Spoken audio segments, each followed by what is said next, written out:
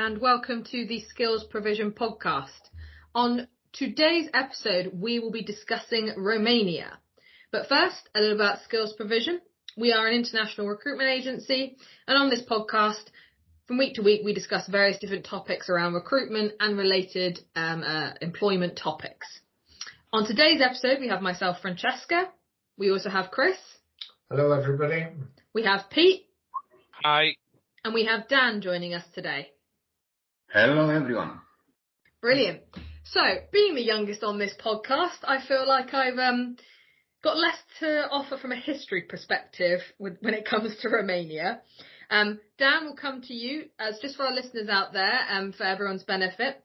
Dan himself, Romanian national, living in Romania, so he's going to be able to give us a real kind of first-hand experience and account of his time through various different phases that have entered and gone through Romania. So, Chris, first of all, tell me a little bit about the history of Romania and say the last sort of, 50 years. Is that because I'm the oldest one on the podcast? It may have something to do with that. Oh, right, okay. Last 50 years, I would say the biggest change was the Berlin Wall coming down and the consequence of that as far as Romania was concerned, and most other Eastern European countries breaking away from the domination of Russia and becoming free states.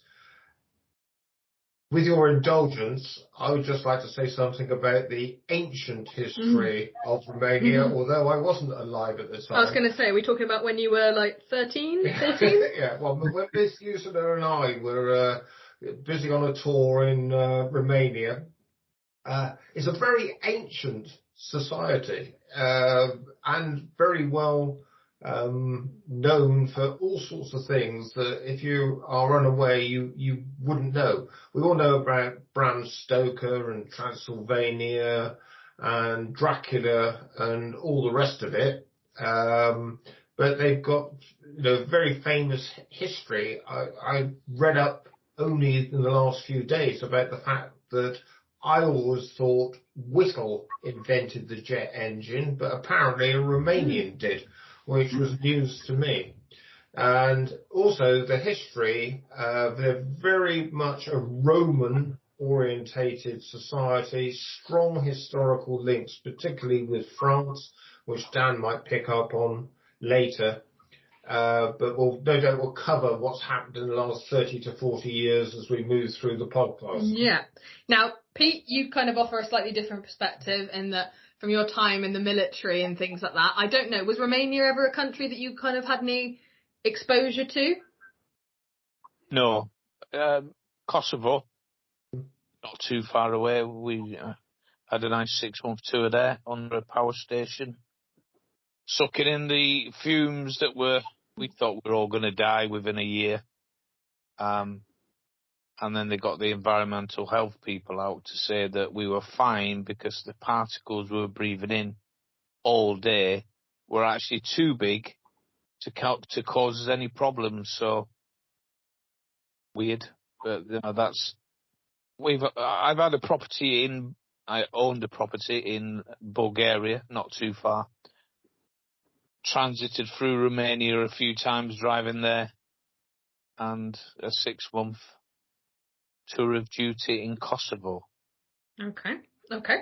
So, Dan, I suppose over to you. Now, not being on this planet as long as Chris, but your experience for you in Romania, give us a little bit of history about yourself and then about what you have seen Romania evolve to be today.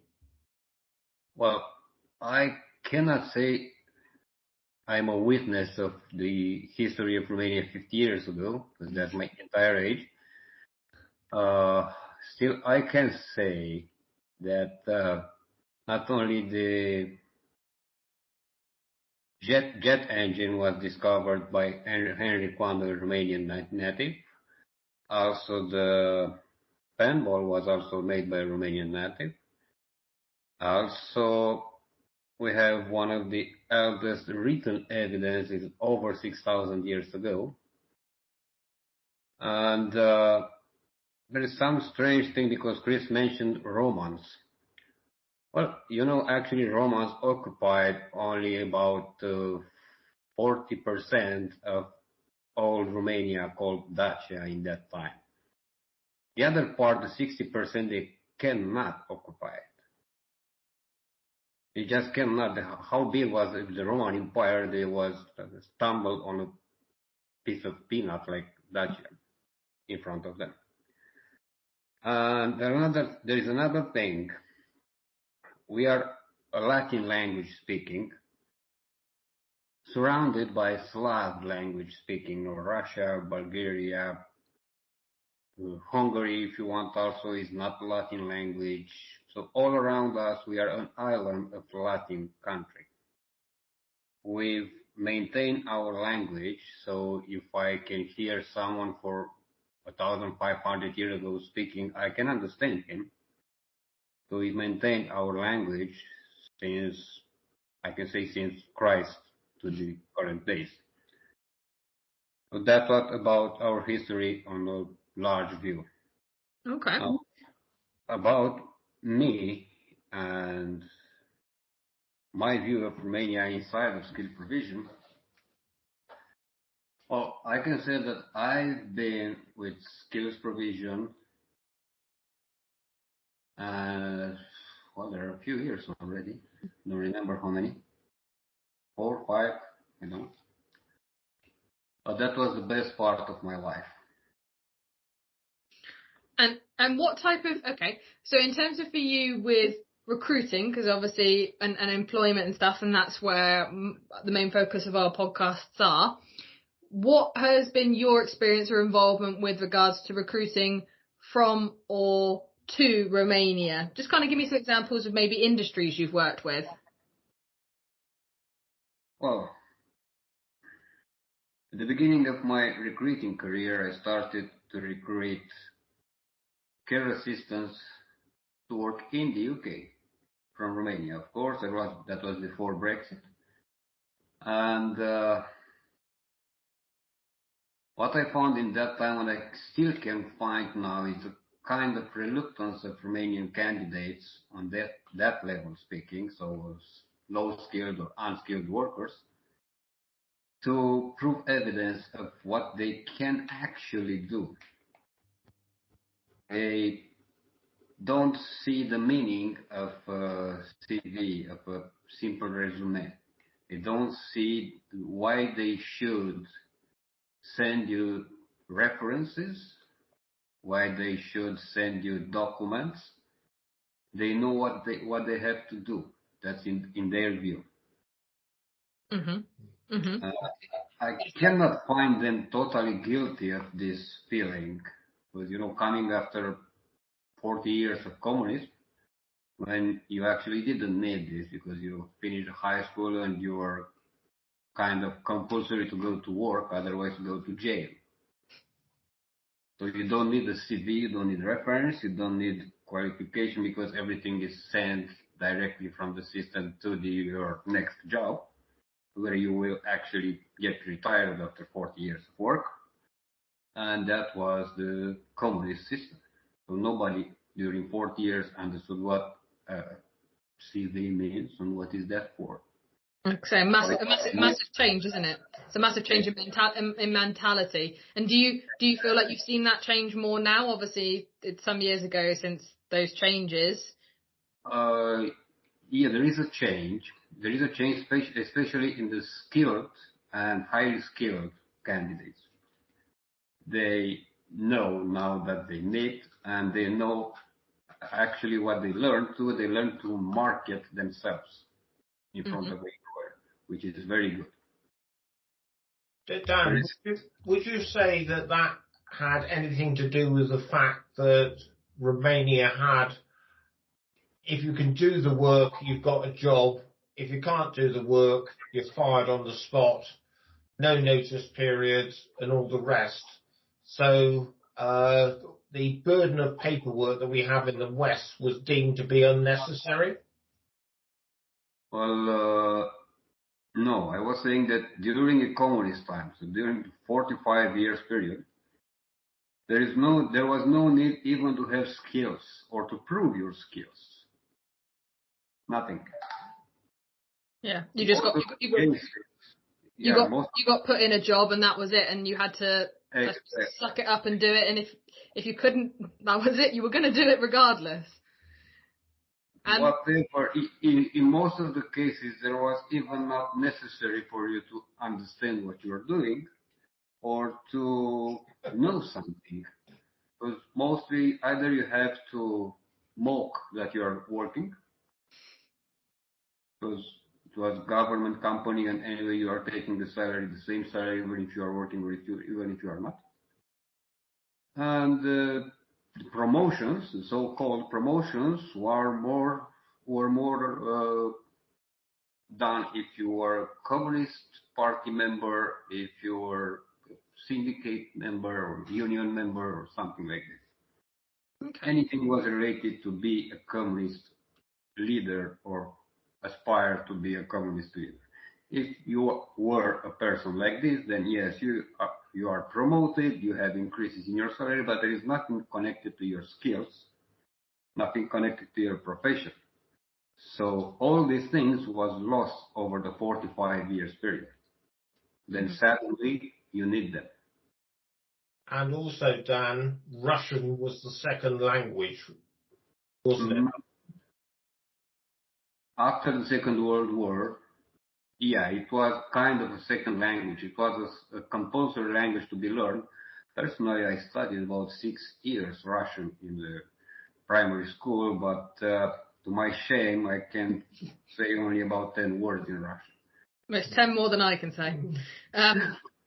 So, I suppose from our side, thank you for that, Dan. And from our side and where we've kind of been involved in recruitment with regards to Romania, a lot of our work, as Dan's kind of talked about, is in a pre-Brexit world where the demand in the UK, Romanians established themselves to be a hard-working group of people, and anyone and everyone was kind of leaning towards them for their staff, especially at some of those trade levels, low-skilled, agricultural work.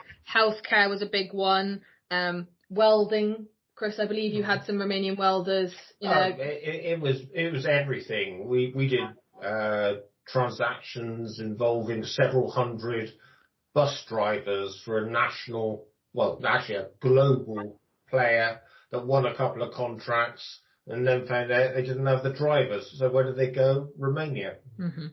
And then that's just as a UK example, but we've had place workers across Europe. Again, a lot of across the construction trade, engineering side of things, because obviously Romania benefiting from that freedom of movement since they were added into the European Union, and into the Middle East, where a lot of companies view Eastern European as, again, a very good skill set, especially in, say, like the oil and gas and engineering. Pete, I know that your son operates in the oil and gas and engineering side. Has your son ever mentioned about the nationalities that he comes across? Has he been involved with working with many candidates from Romania or employees from Romania? No, nothing that I would like to repeat on air, but yeah, I don't think he's that bothered, to be honest. He's a young boy, works in the oil and gas, interested in getting the job done. There's a lot of people that are not interested in getting the job done. Lazy, demotivated, self-orientated, and he's the complete opposite. So, okay, I think he also supervises on quite a few jobs and has done in the North Sea. So I think he has quite a few run-ins with various nationalities, and nothing's singled out, but they're an eclectic mix thrown together, and can cause a few issues. I'd like to discuss something that I found out last week, and something that I think Chris would be interested in.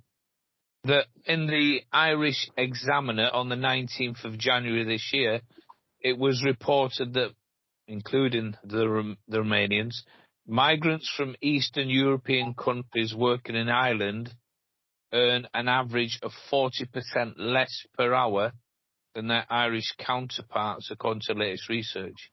Now, I do know that we've been strong advocates that the overseas labour that we place should never be considered cheap labour.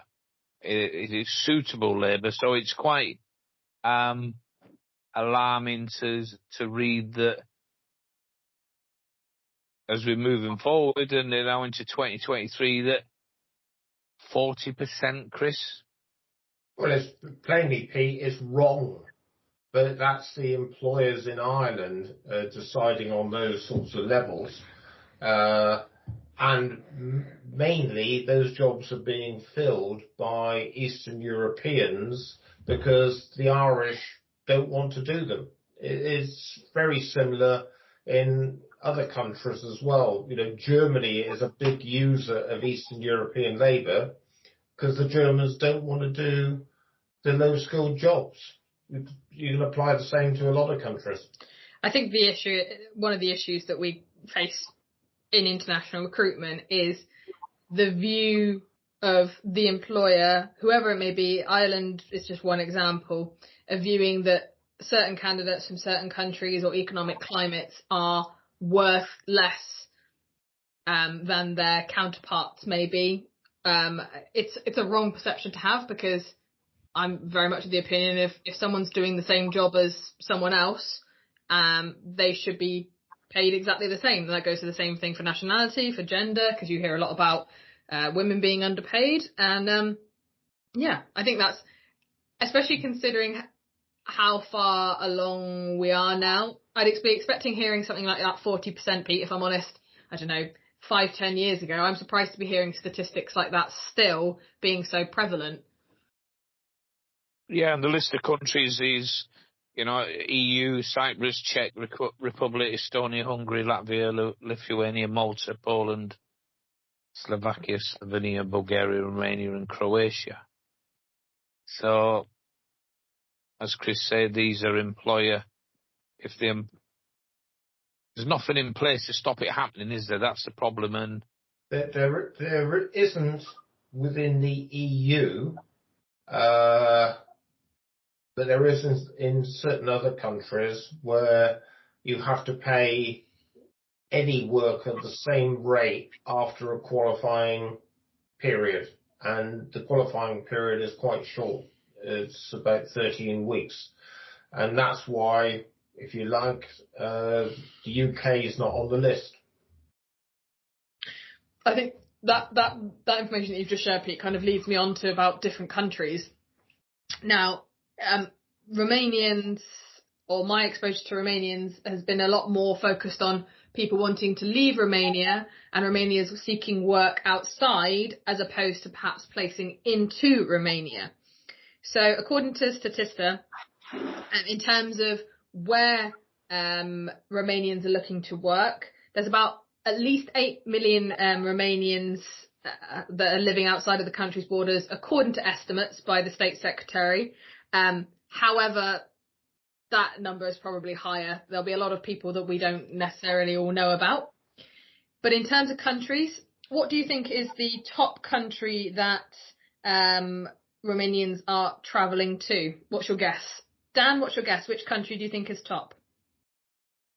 Well, currently, or I may speak on 2022 because 2023 just started.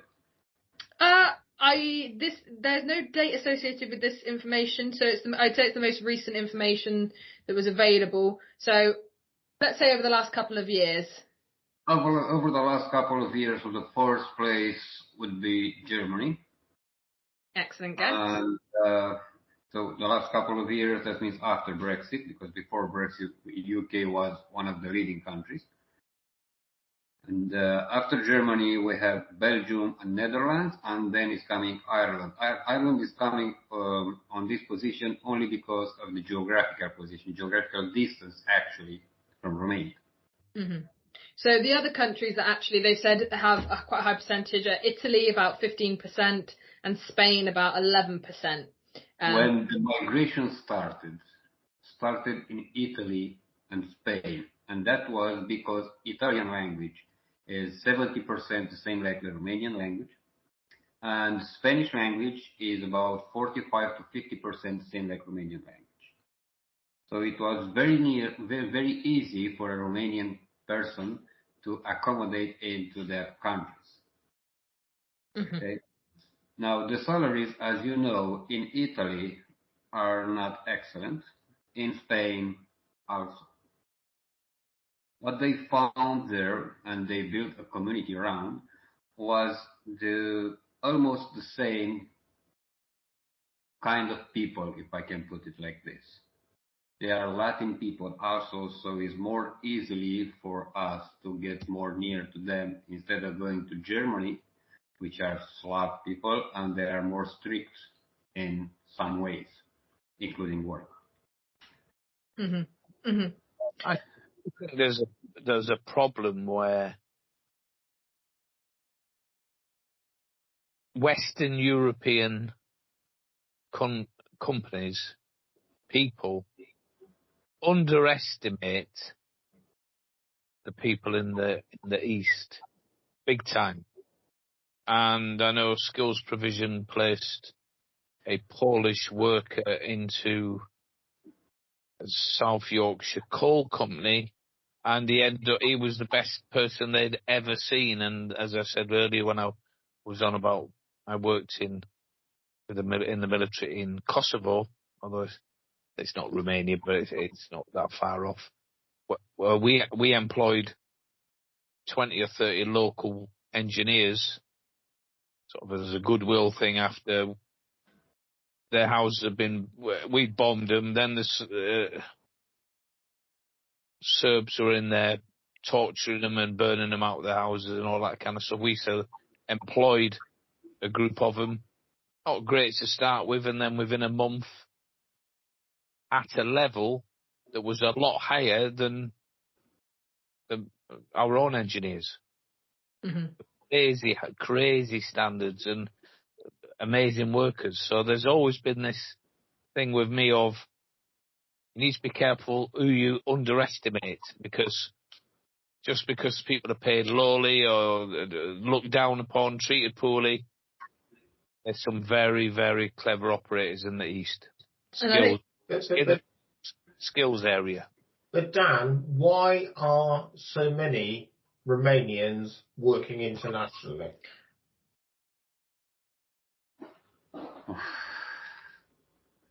There are many reasons. And for one of them, I'm also working kind of internationally, even if I'm working from home. Getting recognized, getting your skills recognized inside of the country is almost impossible. We have, as educated, let's say, entrepreneurs, actually the ex-smugglers during the communist time, who was managing to steal millions, and then when the time comes, they just invested. They took advantage of the fact that there was no legislation for anything almost after the 1990. So they built millions. They built millions on bribing, on smuggling, and after that they start showing off like big entrepreneurs without actually having any entrepreneurial skills or education. And this is what our employers are, most of them. And this is what our, let's say, targets looks like for the young generation. Okay. What's the average salary in Romania, Dan? Currently, the average salary is about, I would say, about £500, the equivalent in Romanian money. Is that gross or net, Dan? Net speaking. Okay. So really, the exodus is because of economic reasons of having to find a better quality of life somewhere else? So I was going to say, just on that point, according to Statista, the top 3 reasons that have been given for workers leaving Romania: corruption, Yep. 31.3%, sorry, poor living standards, around the 30%, and then 21.8, so let's call it 22%, is the lack of job opportunities. And that just shows you some of the reasons. But what, with your, I suppose, recruiter head on, what do candidates come to you looking for when they're looking for an opportunity? Well, I had various range of candidates. So I had candidates looking for a better income without having a future view of where they will spend that income actually and on what. They just compare like I told you, the 500 pounds salary from Romania with 1,500 pounds in the UK, let's say. But there is no such a comparing problem. And I found also candidates, quite highly skilled candidates, rushing out of Romania in order to find a country where they can grow their kids better. And that was it was like a stone in the head for me. So you are running away from your country and trying to find a country where to make a future for your kids, not for yourself. Even that in your own country you are making like 4,000 to 5,000 euro per month without problem. So money is not a problem.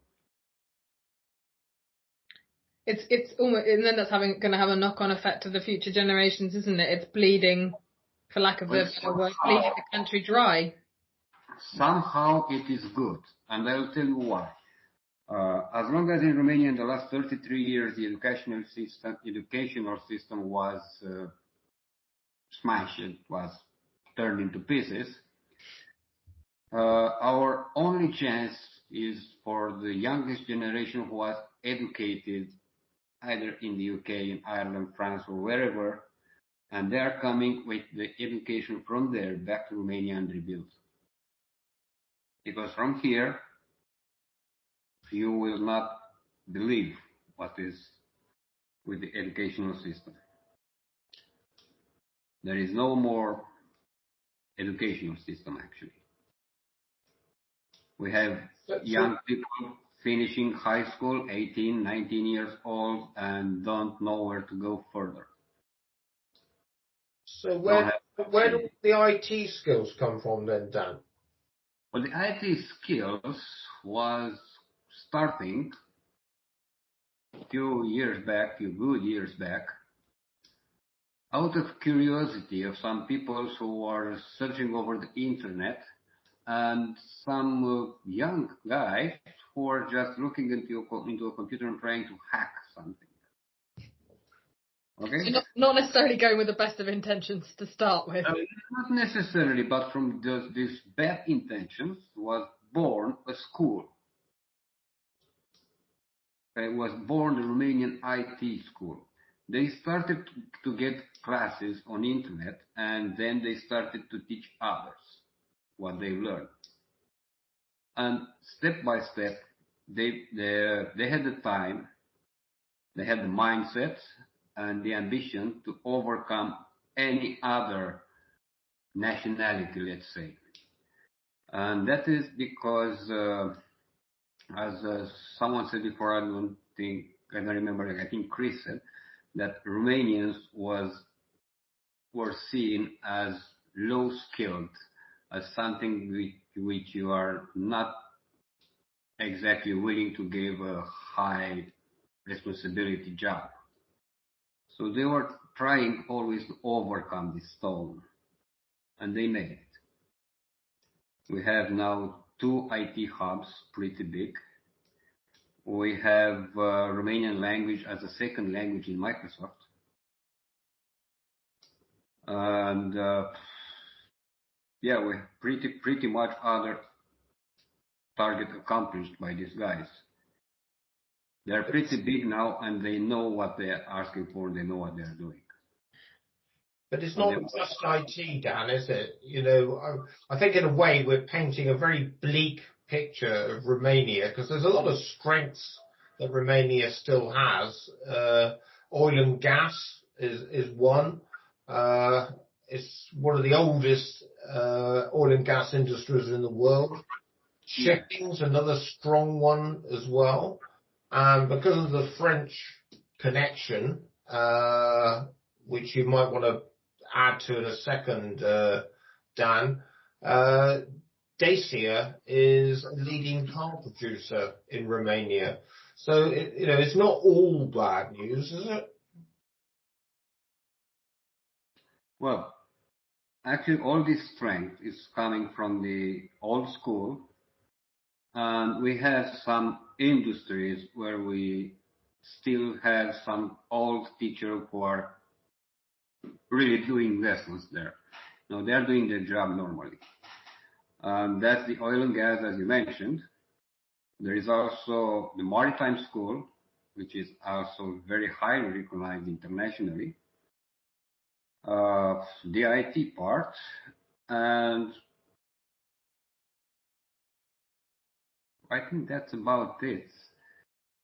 Because the jobs, like normal job as a turner, as a welder, they're going to like a 3-month school to get a welder certificate or a chef certificate. Mm-hmm. And that's not a welder after 3 months. That's not a chef after 3 months. That's definitely not. Can be a junior, or I don't know if he's anything under the junior. Mm-hmm. So, okay. So we've been talking a lot about exporting from Romania. What about recruiting into Romania? What have you seen happening in that respect? In conversations that I've had with some candidates who are potentially looking to either go back, Romanian nationals themselves, or we get a lot of candidates from your African and Asian nations considering Romania as a place for them to move to. Have you seen an increase in demand for workers from outside of Europe? Yes. There is an official increase of requests from workers from outside of Europe, let's say, from Asian workers, more exactly. And that's going in almost all low-skilled and unskilled job. In construction job, is going in restaurants, is going in delivery, jobs like this.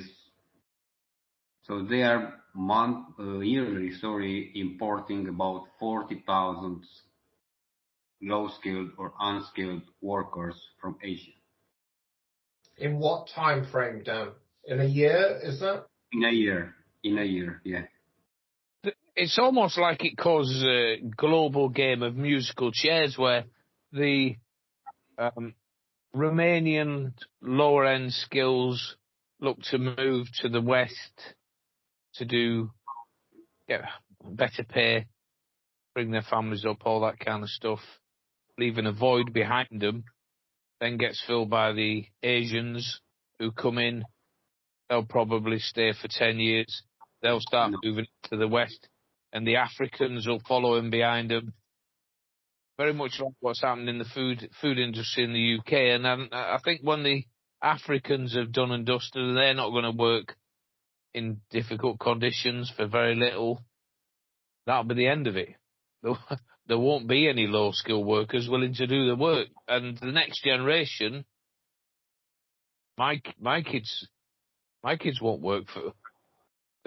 They struggle to work for their mother for about £12 an hour, and there's no way. You know what I mean? They want their Lewis. He's anything under £200-300. He ain't interested. So it's where is the next generation of low-skilled workers going to come from? Because they ain't going to satisfy the whole of the world. No. You see that, Chris, don't you, with the Poles, where initially it was the Poles into the UK. They got greedy, moved, well, looking more at Scandinavia, moving away. Then the Romanians, Bulgarians, Latvians, and then obviously Brexit happened. But Well, and also you've got another part of Europe here, the bit that lies to the east of what's commonly called Eastern Europe. Kosovo would be one example, but the main player there would be the Ukraine, and they were a huge exporter of people before the Ukrainian war. Turkey has been a great source of labour as well. Poland, you mentioned, they took in 1.5 million Ukrainians for exactly the reasons you say, because the people to do the low-skilled job have gone off elsewhere, and so the void needed to be filled. Yeah, and I think something I just want to touch on there. I think we have talked a lot about the lower skilled roles, but it's important to note that those aren't necessarily just the only skills that are available, and we have touched on IT being one, but according to Statista, over 2 in 5, which is about 44%, of Romanians that work in a senior or specialist position, and that's about 14% higher than the global average. But when it comes to the manager or executive level, it is lower than counterparts for, say, Western Europe. I think you find is that certainly in the food industry and others, where the low skilled workers may be predominantly Romanian, and then they will want Romanian supervisors and managers because they're more suited to dealing with them. So you sort of bring in the hierarchy chain thereafter. Mm-hmm. Mm-hmm. But at the mid and upper level, again, I'm going to sort of take issue a little bit with what Dan said about the education system. We find that the people are very well educated and have linguistic skills and are up there with any other nationality.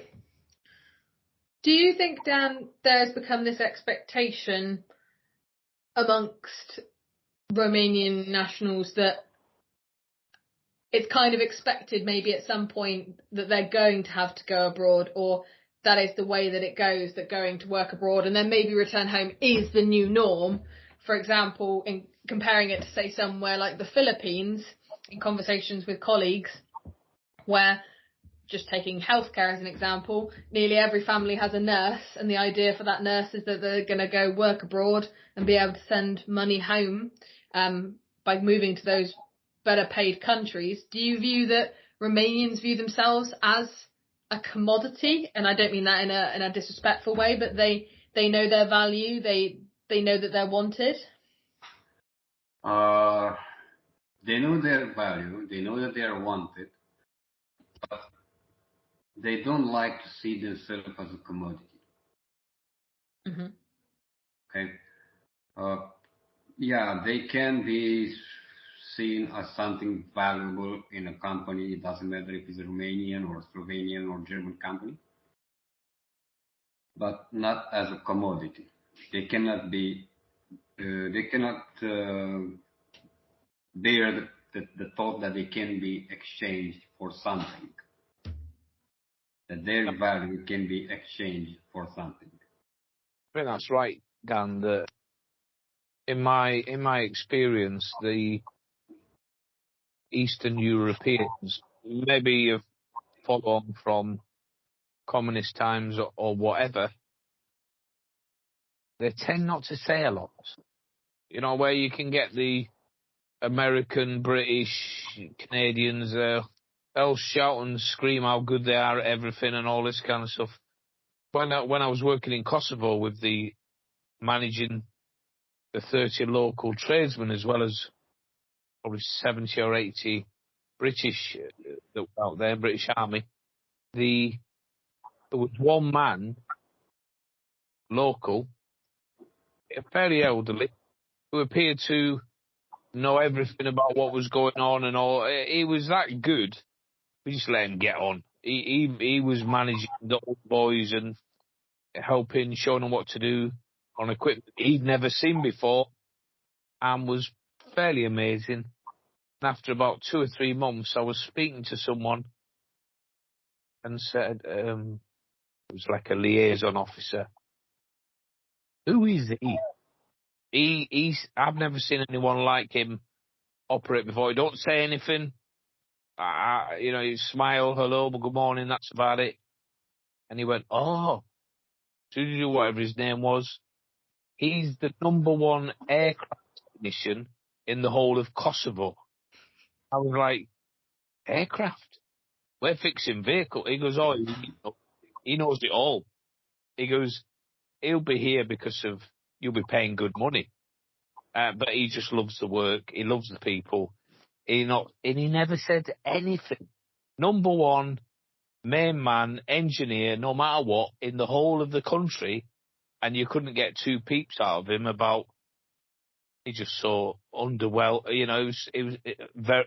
You learn a lot from these people, and there's some humility lessons to be learned as well. And it was just fantastic. The whole experience of managing these guys for probably best part of 6 months was special. Something that stayed with me, and I learned a lot, hell of a lot, certainly about that area. So they don't. You're right, Dan. They're not.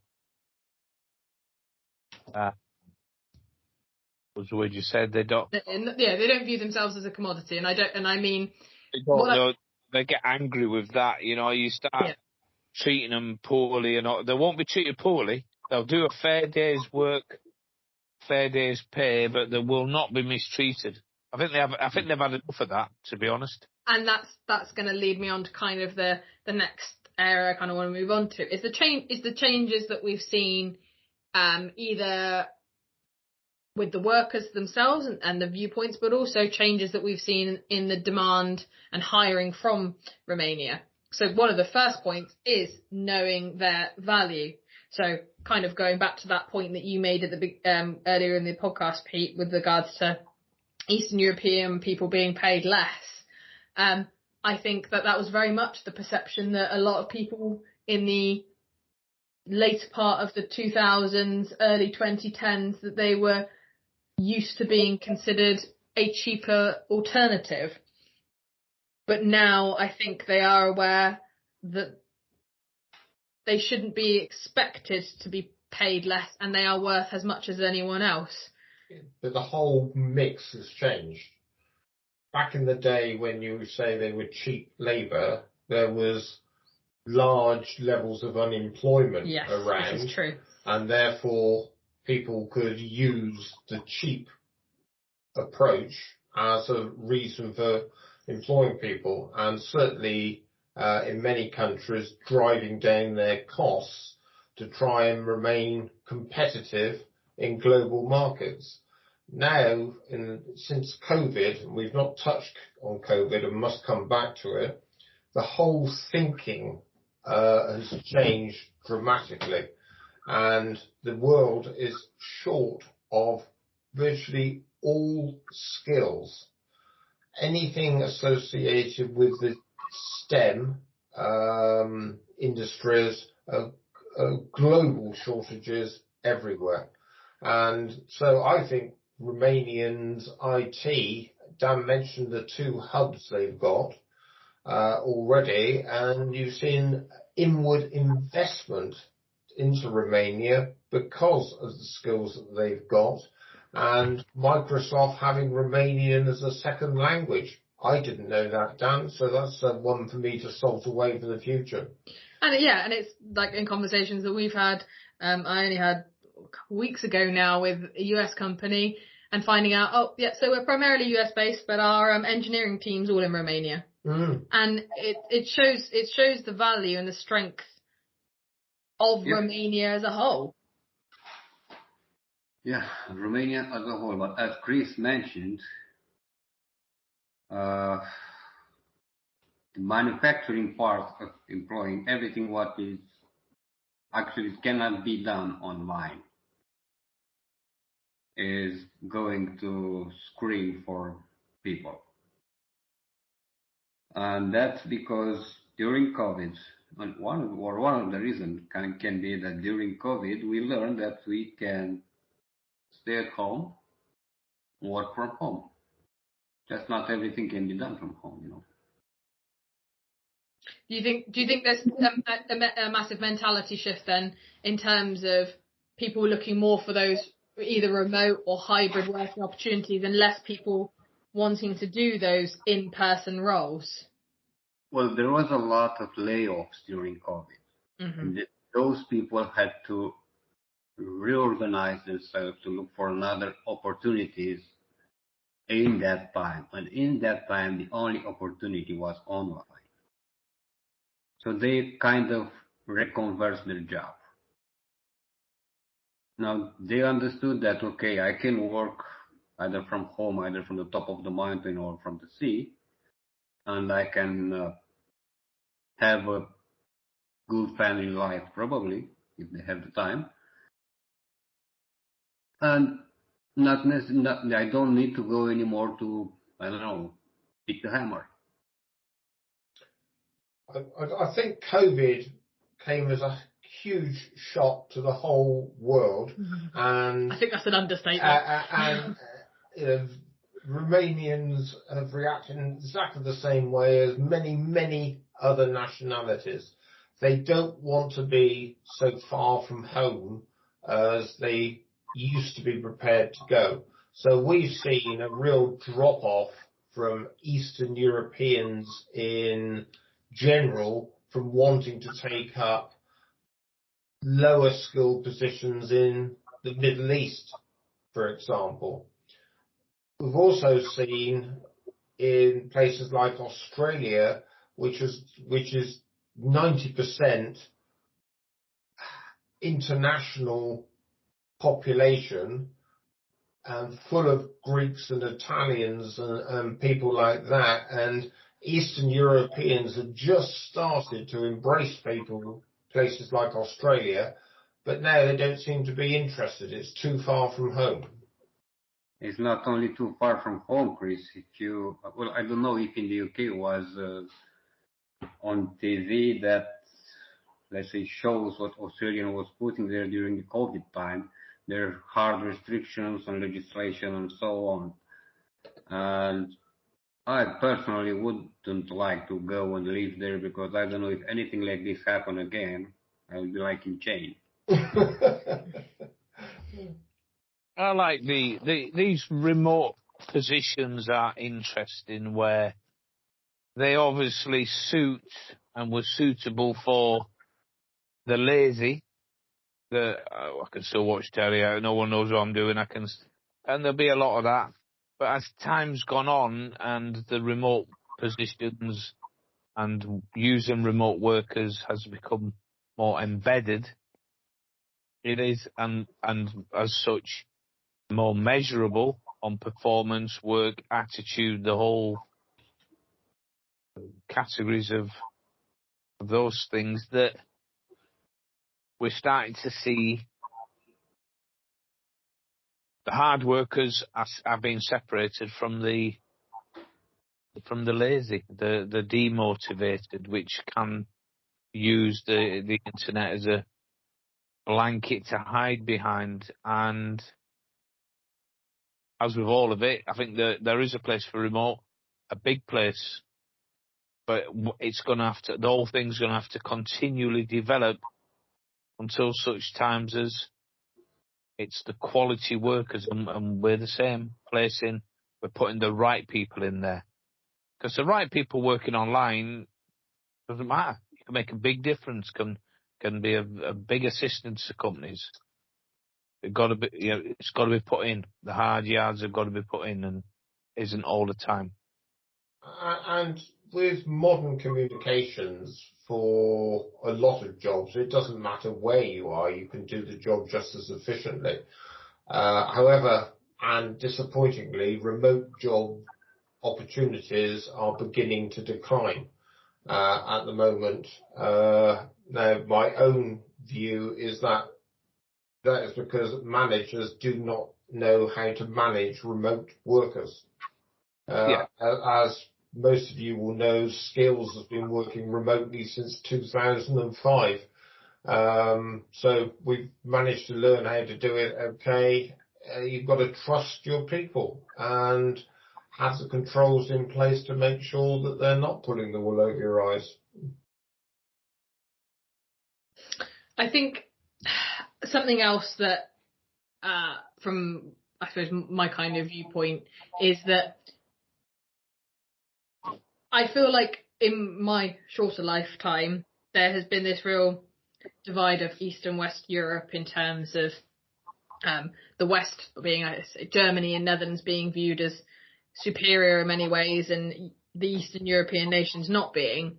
But I do feel like now, when we get inquiries from companies for not just the low-skilled workers, but even those higher skilled things, that Romania is definitely considered as a hub to hire from and to look for those opportunities, because they are and can be just as well connected and as well experienced.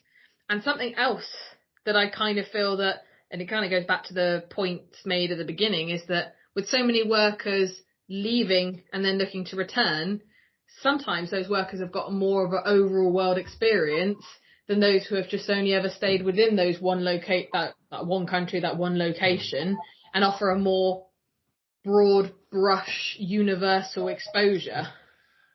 But we are seeing more inquiries from Eastern European based companies looking to find workers for their own backyard than we've ever seen before, because of the situation that Pete said. It's a merry-go-round. So in the case of Romania, they're going to Germany, so there's a void. So people in Romania are looking to fill the void.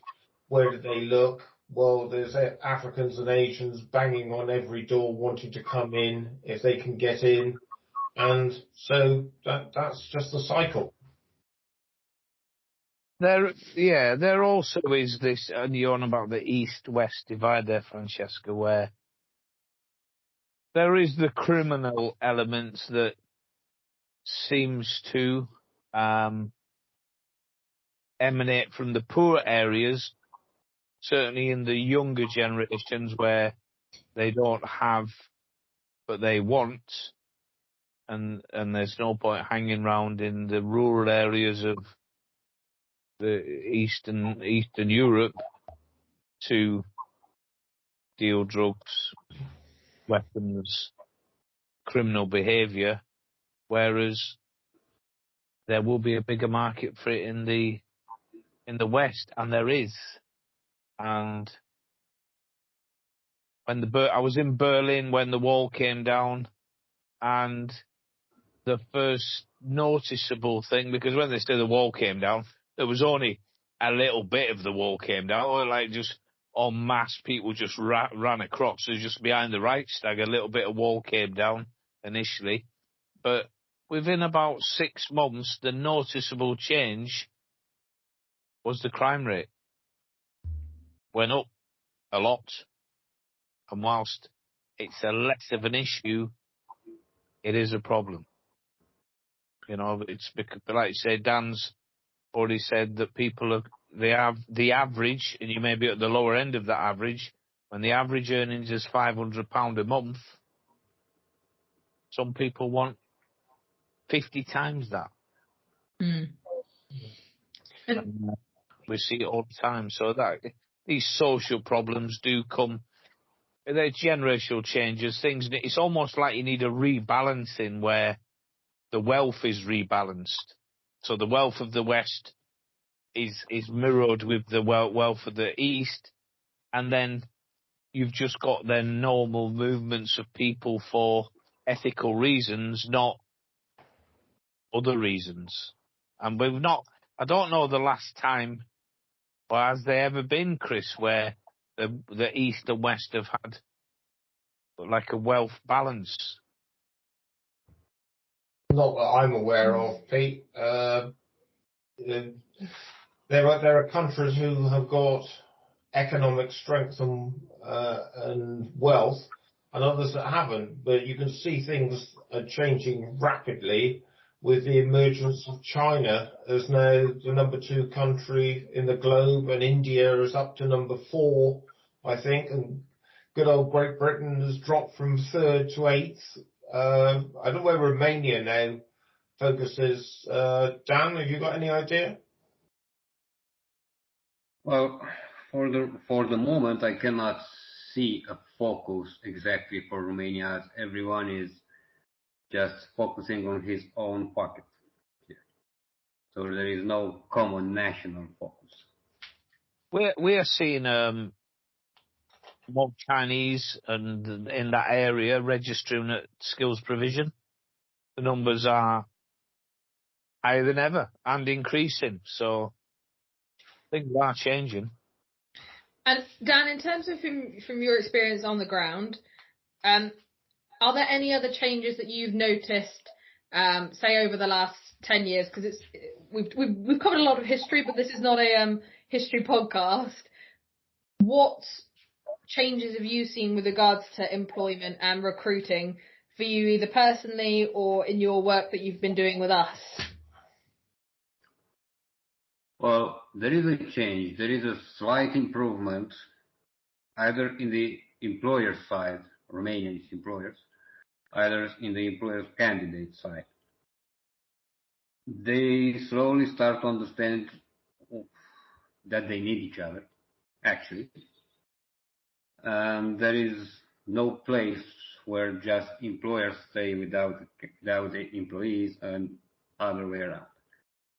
So they started to kind of reach to small agreements between the employees and manager, general manager, and so on.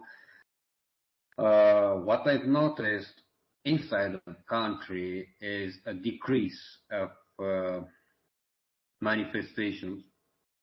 You know, like the syndicate is taking the union is taking out the people because there is low salary or so on. No, they are not reaching to that point anymore so fast. It might happen like 2-3 times a year in the whole country.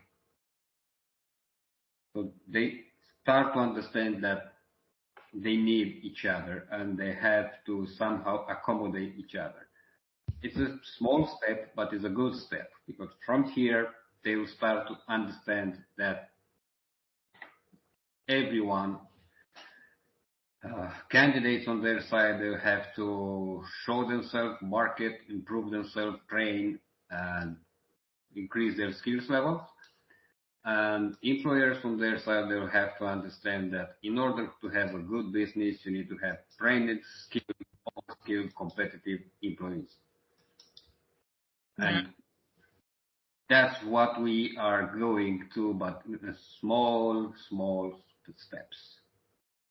From your point, with regards to recruiting into Romania, I know we have touched on the fact that with unemployment levels having dropped and this whole cyclical nature of country taking other countries' workers.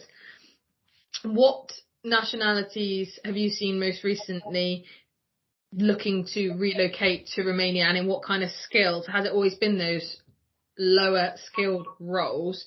According to Bradford Jacobs, about 18% of the workforce is, sorry, let me try that again. Apparently, the highest percentage of non-local European Union citizens in its workforce at 18%. Romania is the highest within the European Union.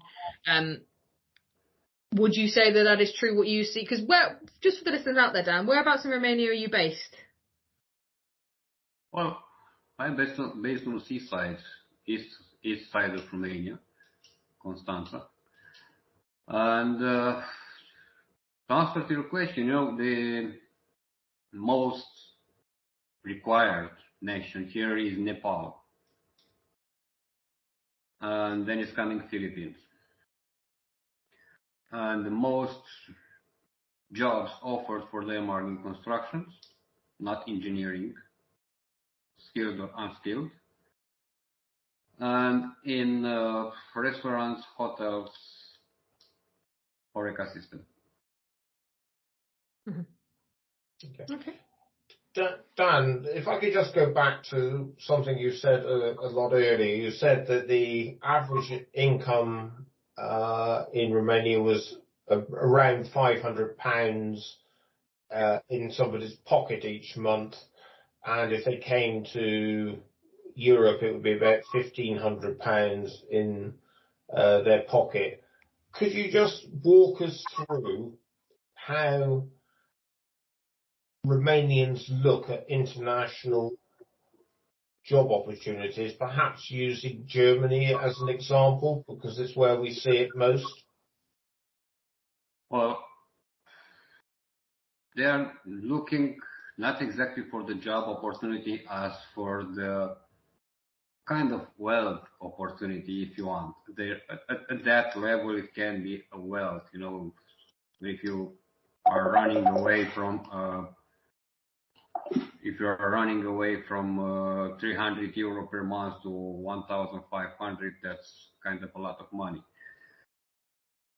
So they are looking for the financial motivation first, and they are comparing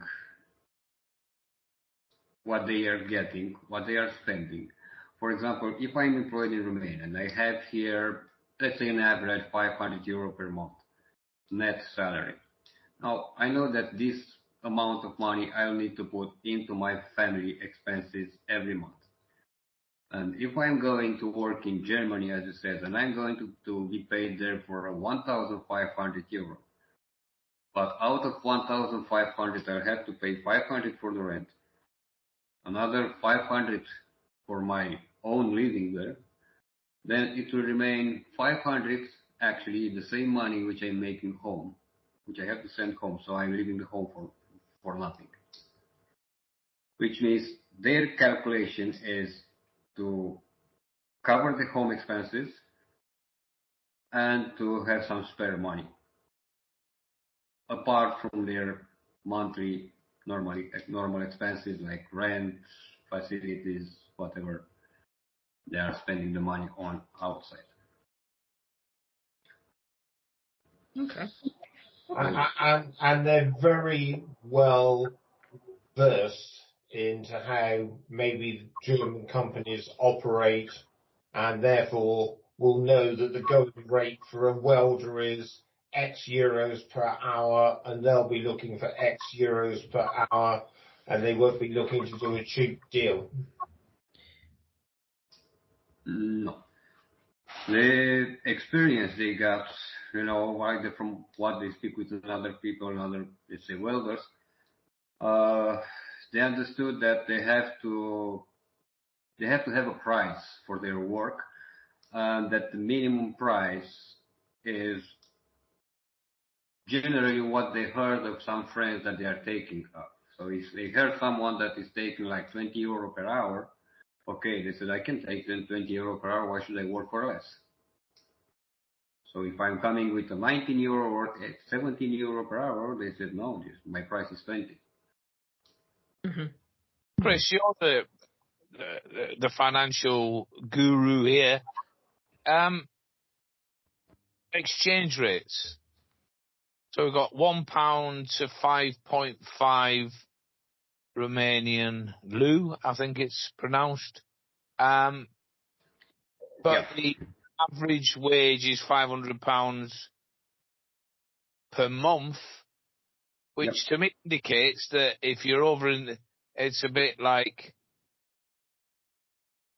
it's balanced in favour of the Romanians, isn't it? Yep, in the Romanian currency. So it's about 2,500. Could you say the questions again?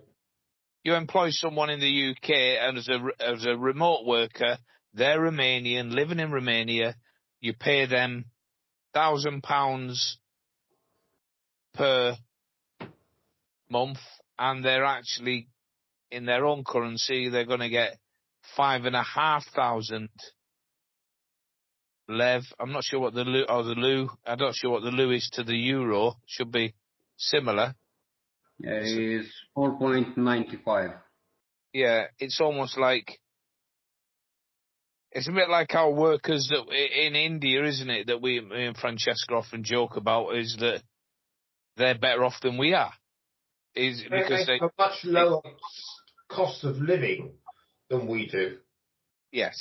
Yeah, No, that's the difference. But someone, it doesn't matter. It doesn't have to be Romania. It could be anywhere working remotely. If they're paid a Western-related wage and they're working remotely, they're making, in local terms, a fortune.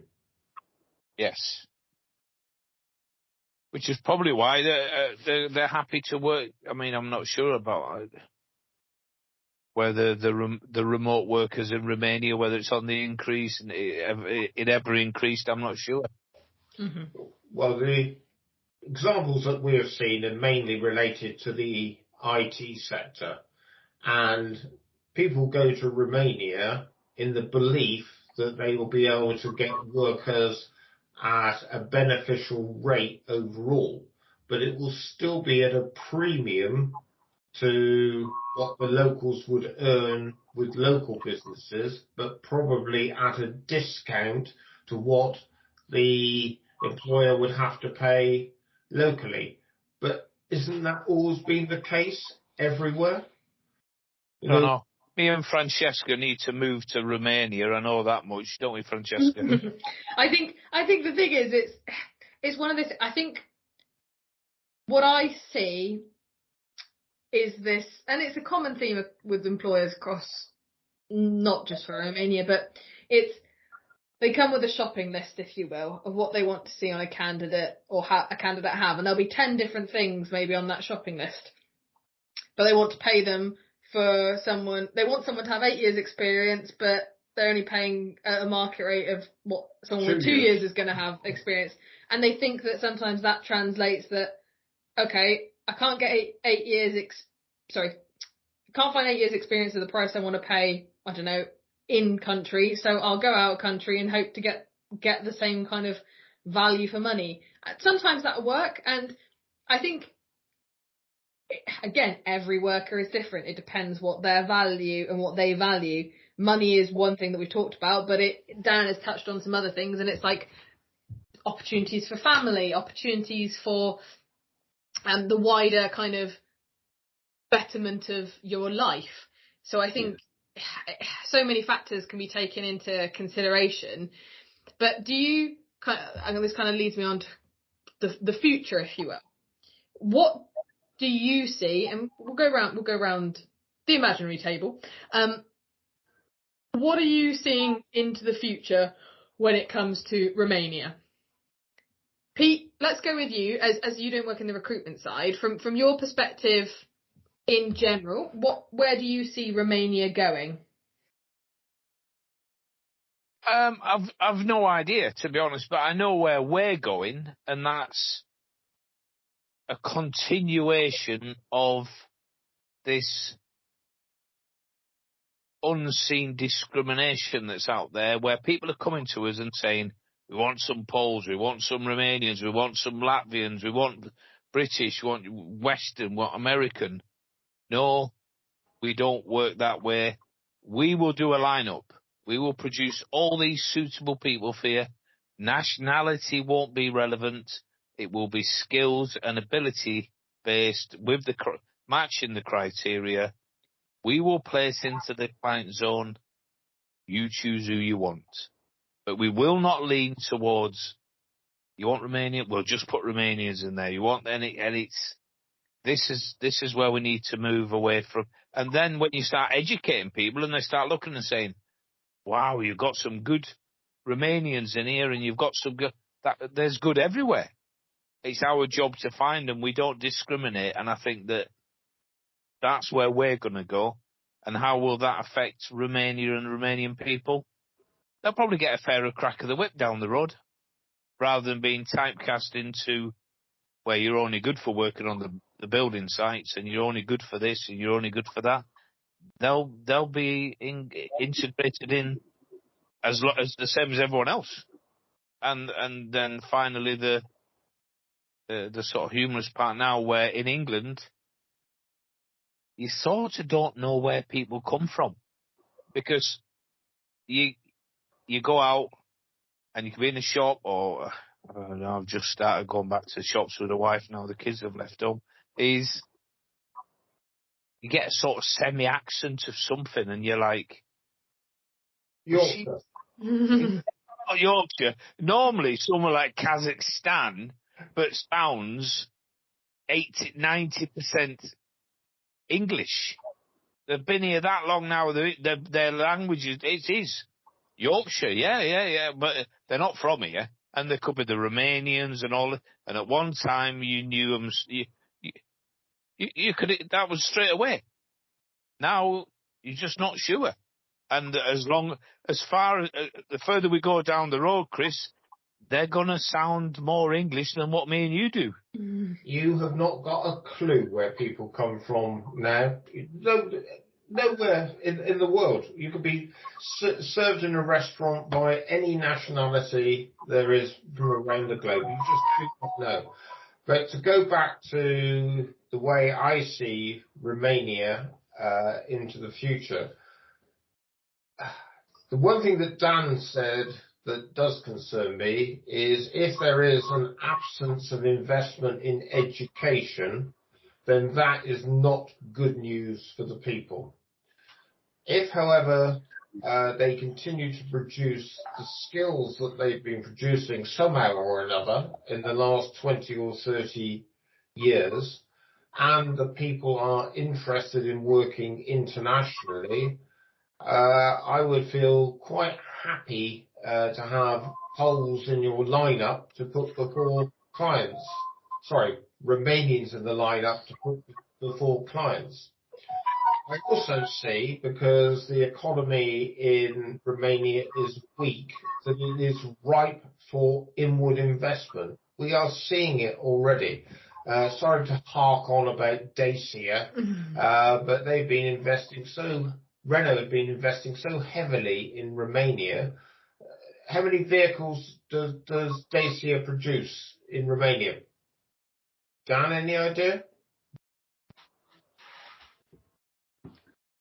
Well, if you want to refer of the investment inside of the country, we can see an increase on this part. And we can see a big increase on this part. I mean, there are billions invested after COVID, and most of them coming after the Ukrainian war. That actually, the opportunity was higher. Ukraine was the main supplier of grain for Europe. We all know that. Now, once they're in the war, their grains were stuck at our border. Of course, we released them and let them into the war as soon as it was possible. But on the other side, the opportunity was for us to take over Ukraine on this part. So hence was the investors coming and trying to, as they saw the opportunity, trying to take a profit out of that. Yeah. They made investment, but I have also some bad news. Yeah. The investments, but the legislation was not exactly what they were looking for. The fiscal legislation, the financial legislation is changing like every 3 months, which is not exactly giving stability, especially in agriculture when you are looking for at least 1 year to have profit, if not 3, 5, 10. So if you don't have fiscal legislation fixed, then you are gone. What's the effect of the war in Ukraine had in Romania on the economy, housing prices, people wanting to move into the area to work, or anything like that?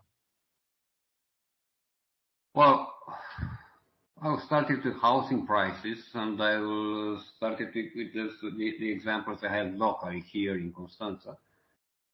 So right after the war, as everyone knows, as all the world knows, we kind of open our borders for the war immigrants, Ukrainians, and we realized then that actually the one who came first was the smugglers from Ukraine who were starting buying blocks of apartments, renting apartments on a offering already. So, when the price for an apartment is, let's say, 300 euro per month, and you are coming and you are offering publicly 450 euro per month. So you are not taking the offer for 300, but you're offering 450 because you want it now. Then the price increase, of course. So one way or another, they came with a lot of money on the Romanian market, which was leading to inflation. On the other side, the Romanian government, with the help of Brussels, provided to each Ukrainian immigrant kind of a monthly income, which, by the way, is a bit higher than the average Romanian guy is taking working. And that means another amount of money on the market without covered by work. So, yeah, they produce inflation, first of all. If it's about working, Ukrainian people working in Romania, well, I think there are no more than 5,000 top as a number of Ukrainians who are working in Romania right now, because there is no need to work. Actually, the government is giving you money if you stay. See, they're paying bills, paying rent, so there is no need for work. And if we turn the circle completely around and go back to the beginning when we were talking about horse and carts, Lenin, war, and all these times, what's the feeling in Romania regarding military action, Putin, and expanding into Romania? In the beginning, there was a fear. That was in the beginning, a year or something ago when the war started. So right now, it's more like everybody's bored. Okay, again Putin, again war, again warheads, again rockets. Okay, let's change the channel. Something like this. We clearly understood that everything is political, and there's nothing going to be for real a threat. Okay. For Romania. Do you? I suppose my perspective in terms of what I can see happening, and also some things that I'd like to see. I echo both Dan and Chris's concern with the fact that there's that lack of education. How does the future look? All of these companies that are looking to expand, regardless of where they're from, and they open a entity or whatever it may be within the country, I do feel, and how this would happen, I would never claim to know, but I do feel like they should be the ones also investing in the educational side of things. If they're looking to expand their operations they should be looking to give back to the community, the country, to try and promote. In theory, you're right. In theory, you're right. Yeah, in theory, I was going to say, theory is a wonderful thing. Yeah. Well, perhaps practically, it's happening in reverse. Perhaps I could just read something here. It says the Romanian economy performed better than expected, growing at 5.8% in the first half of 2022 on the back of robust private consumption performance and early signs of investment recovery. And here's the kicker. Prospects depend on the evolution of the war in Ukraine and its impact on the European economy. And I think that probably says it all, doesn't it? Well, I think that certainly the West, Britain, were, and not realising, too dependent on the Ukraine, the car market. Many components are made in the Ukraine, specialist components, couldn't be made anywhere else. Cars are all of a sudden, it's taking 2 years to get a new car. Still a problem.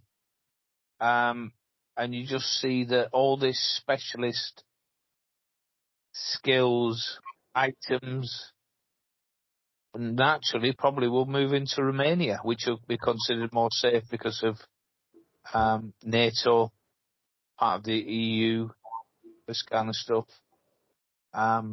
because it's still needed. So I think that's going to happen. Yeah, in theory, that's going to happen. That's what's supposed to happen after the war started. That was supposed to happen. But, it's not enough to have a geographical position affordable and to be covered by NATO as protection. You have to have the legislation who can allow employers or managers or investors to make predictions for medium and long term. Without a prediction, you cannot open a business. Because one thing I don't think is appreciated is just how close certain of the Eastern European countries are to Ukraine. Because literally, you're just across the water in Constanza, aren't you, from Ukraine? Well, from where I'm staying right now, I think I'm about 170 kilometers. That's why I was saying, Chris, about the fear of escalation, because I know fine well it's not that far away. In fact, I think it's the next block on the next one along.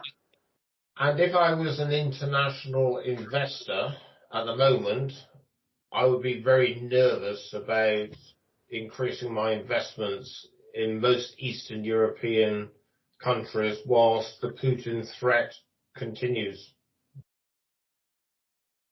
Right. Yeah, that depends if you see the Putin threat as a real threat or just as a political show. That's true, and I think that's the thing, isn't it? There's two sides to that, isn't there? There's those of us who are fortunate enough that we've not been impacted on a personal level, but I think for those in Ukraine, you feel very different to feel that is a very real threat considering what we've seen go on. Yeah, for the normal people in Ukraine right now, there is a hell. Yeah, absolutely. They're living literally in hell. In terms of, I suppose, one kind of final point, Dan, and then I think I'll wrap this podcast up, is you, a Romanian worker, what do you see as your future as a worker? Where are you looking? What are you looking for? What are your must-haves? What are your nice-to-haves? What does a future look like for you? For me, as a Romanian worker. Yes. Yeah. Not you as a Dan for your skills. But me as a Dan, yeah. Me as a Romanian citizen. You're representing the whole of Romania. We've got you at Eurovision, imagine. You're representing your country. Your wife, Dan. What's your wife going to do? What my wife's going to do? Well, I wait what she is doing. Work, home, sleep, work, home, sleep. Never get the time to think. So that's a communist style. Regarding the future of our workforce, I think this is the direction you are heading me, Francesca. Yes, correct. The future is, I can say, bright. I can see the light at the end of the tunnel, only that is a very, very long tunnel. But we can see the light at the end. As I said, even though the educational system is down, as you said, we have over 8 million people outside. They are educating themselves and sending their kids out there for education. Which means the fact that the educational system here is down, it will affect our workforce future only in a 50% match or something. Do you feel like you've been duped, Dan, as in the promise of the EU money didn't materialise as it was expected or people thought?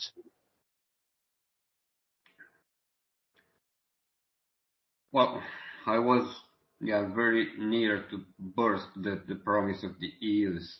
I will just not put it on the air.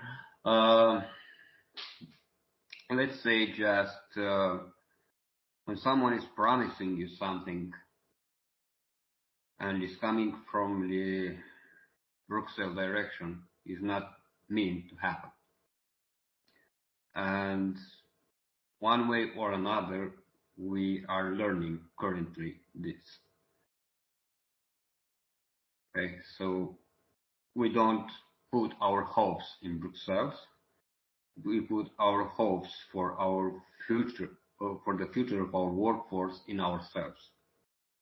And that is a statement of a Romanian citizen for all Romania. Okay. We know definitely that we have the only chance coming from us, not from Brussels, not from Moscow, not from Washington or London or Paris or whatever. It's either coming from us or it's not coming at all.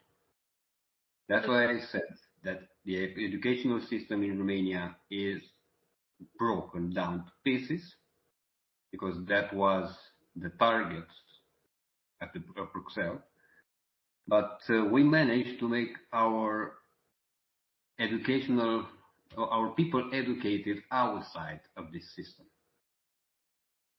And some of them, not 8 million, will come back. But if 1 million is coming back of 8, then our workforce will revive, survive, and grow better than any other country. I'm pretty sure of that. What about the generation before you, the younger? What about the early 20s now, Dan, in Romania? What are these doing? Are they finding skilled labour? Are they happy? No. We cannot speak about happiness and skilled labor in Romania on the same level or in the same time. To be skilled at 20s, you should start working at 16, honestly speaking.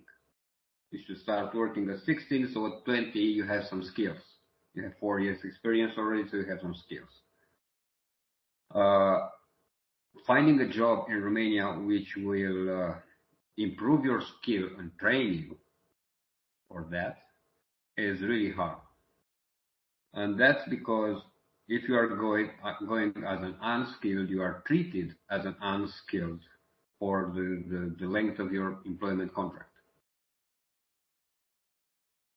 No way to go up. What are you seeing, Chris, about the age, and you, Francesca, with the age of the skilled workers from Eastern Europe? Are they predominantly? Are they elderly? And we're not seeing the 20s, early 30s. Right.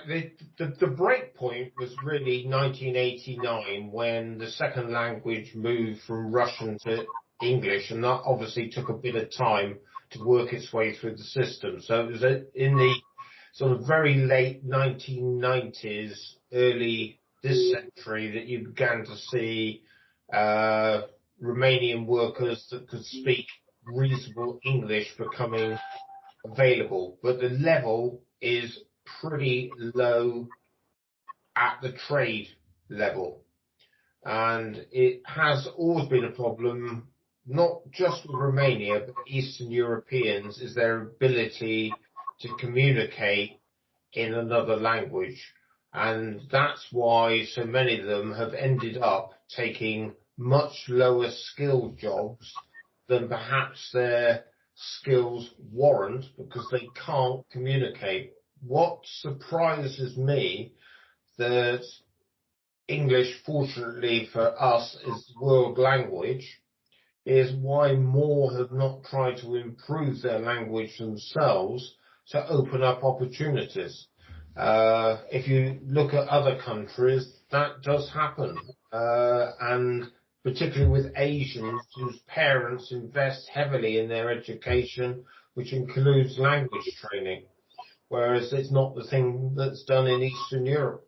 Yeah, and I think from my point, I think it depends on the industry, depends on a lot of factors as to the types of people we see. I'd say hospitality in those sort of roles, maybe more younger focused, those where perhaps their English language skills are better. But as we say, from a trade perspective, those that are highly skilled tend to be those with the poorer level of English, which is a shame, especially with most countries being English as a prerequisite. We're talking about the UK with the visa requirements, English being something that they have to have. Same if they wanted to go to Australia, New Zealand. There are those minimum languages. So, yeah, I think. And that's where the Middle East has done so well, because it doesn't hang its hat on the ability to someone to tick a box in terms of language.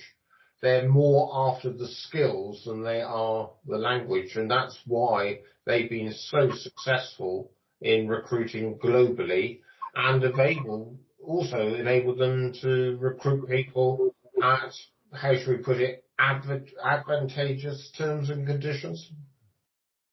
Have we got the ultimate ticking time bomb here, Chris, where I know my son went for an interview with this local company. He's gone in there as a pipe fitter. They're quite a decent company. He's got his own van tools, all this, and they were asking him what he'd done, where he'd been, his experience. Obviously worked in Singapore in the dockyards, offshore. Someone said, me asking how old are you? 23. And he was absolutely blown away, shocked, as they all were, all the directors in the room. But obviously my son's an anomaly, and is there going to be a massive global shortage of skilled workers in 30 years? There's a massive shortage now, Pete, not 30 years, now. Airbus, for example, announced I read it this morning, that having recruited 13,000 people last year, they're looking for another 13,000 this year just to handle the projects that they have in line. And they're not going to find those people in their own backyard. They're going to be recruiting globally. And that's what's going to happen, is those that have the real skill shortages are going to have to, thinking outside the box isn't quite the right expression, but they can't carry on doing the same thing and expecting different results. Well, it's like Dan said, attending a course for 3 months does not make you a chef. Okay, maybe in some trades you might be able to, or skills, a little bit of experience, some of it common sense, but anything that requires a good level of skill, take welding, MIG welding, TIG welding, whatever it is, you're not going to learn that overnight. And if the skill is not there and you've been trying, it's not suddenly going to miraculously appear overnight. You've got to look for where those workers are, but you are competing in a global marketplace. And exactly. Yeah. Wherever the best offer is typically where a worker's going to go. But that's the best offer, and then also the best working conditions. And I think that working conditions element is something I especially think in a post-COVID world, where it is about, well, okay, if this happens again, what does my life look like? Like we've said, Australia had really extreme closures, and rightly so in many ways, but it did mean a lot of workforces and stuff have been damaged as a result of it. I'd also like to go back to that point I've just raised there, Chris. This ticking time bomb that I'm talking about, and the 30-year time frame that I estimated, is global shortage where the musical chair game won't fix the problem at all. So there's the skill gone. I mean, what country is invested in skilled labour at the young age? China? Yep. India, China. So the West, zero. You know, not just the West, the whole of Europe is zero. And I'm just thinking, like, my son is such an anomaly at such a young age. He's the youngest. He was the youngest by a country mile on the oil rigs. He's like, where are they going to come from? They're not just going to materialise, people, when all these 40, 50-year-olds have retired. No, it's the lack of glamorization of those types of roles, isn't it? A lot of people want to be all these other things that they see because of the internet, social media, whatever. They see all of these other things, that those core skills that people had no choice but to go into. Your dad was a carpenter, you became a carpenter, sort of thing. I also think, I don't know how much this will come into factor as things like automation and stuff like that, in terms of, I don't know what automation is like in Romania. Dan, maybe you can shed some light on that, as to whether those sort of things are going to be replacing those trades and skills that you're talking about, Pete, that may become possibly, I'd like to think not non-existent, sorry, but... This is why registering on the skills provision website and getting your credentials out there is vital, because the market's it's only slowly, the balloon that's deflated ever so slightly, there's going to be less and less skilled workers. They're going to be more in demand, and we're going to have, as we we've got 25,000 already signed up. You're going to double that in the next couple of years. We're going to be well placed, but we're just one place. Yeah, one cog in a huge machine. Yeah. You want to come back on that, Dan? Well, I could say that technology in Romania is coming up fast, but it will not replace. There are a lot of jobs to do which cannot be actually replaced by technology. Can be improved but not replaced. Okay, so these schools still have to exist. These skills are still needed on the market.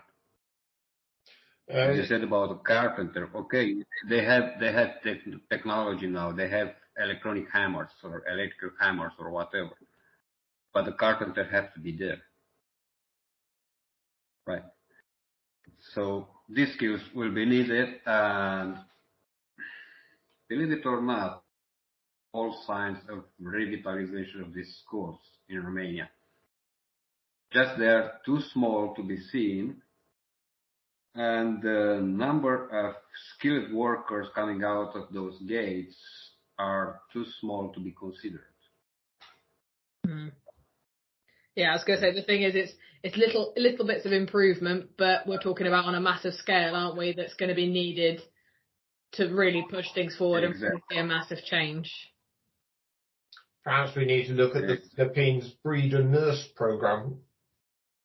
Yeah, and I suppose the thing is that, is there an argument for, this is not just in Romania, but an argument for people being more pressured into pursuing certain opportunities because there is a need to do so, or taking the unemployed and making them learn certain skills and other things like that. But that's... It will go is it will just become where there isn't many engineers that specialise in traditional artisan skills, so the wages will increase, the benefits will increase, the wages will increase, the benefit, until such times as people go, I want to do that. I don't mind getting dirty if I'm getting £150,000 a year.